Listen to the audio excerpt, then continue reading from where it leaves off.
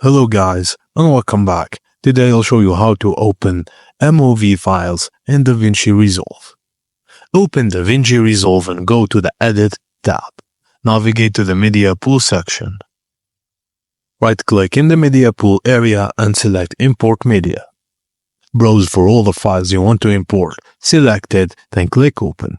Just know that some files may not play correctly in Davinci Resolve due to codec issues. Why? Certain codecs have been deprecated, like Apple, and Davinci Resolve no longer supports them.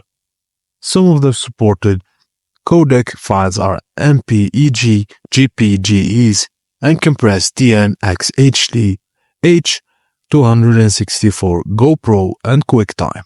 If your file is encoded with an unsupported codec, you will need to convert it to a supported format on Davinci Resolve. And that's it guys. Thank you for watching, and please don't forget to like and subscribe for more.